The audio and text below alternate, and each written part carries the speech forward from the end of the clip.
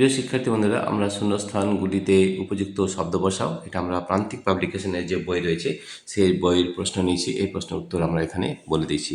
দূরত্ব একটি ড্যাশ রাশি। দেখো, দূরত্ব যদি হয় সেটা আমাদের একটা স্কেলার রাশি হবে, তাহলে এটা হবে স্কেলার রাশি। ভর ও বেগের গুণফল পেয়ে ভর ও বেগের গুণফলকে ভরবেগ বলে, এটা আমরা জানি, এটাকে ভরবেগ বলা হয়।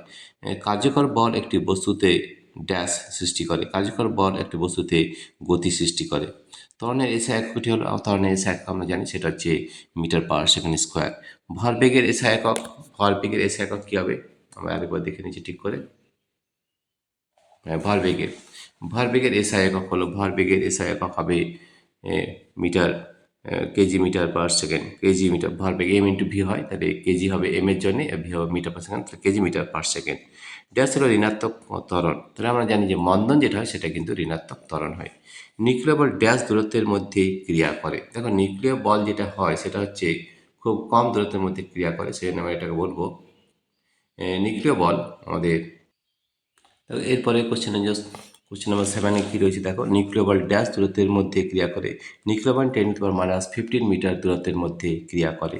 ঠিক আছে, এক ডাইন সমান কত নিউটন হয়। এখানে আমাদের এক ডাইন সমান কত নিউটন হয় আমরা জানি, 1 নিউটন সমান 10⁵ ডাইন, ওখান থেকে আমাদের এটা বের করে দেখাতে হবে।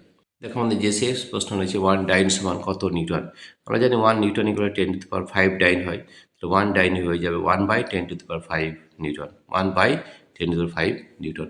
তো শিক্ষার্থী বন্ধুরা, তোমাদের যদি এই ভিডিওটি ভালো লেগে থাকে তাহলে প্লিজ সাবস্ক্রাইব, লাইক ও শেয়ার অবশ্যই করবে। Thank you everybody for watching this video.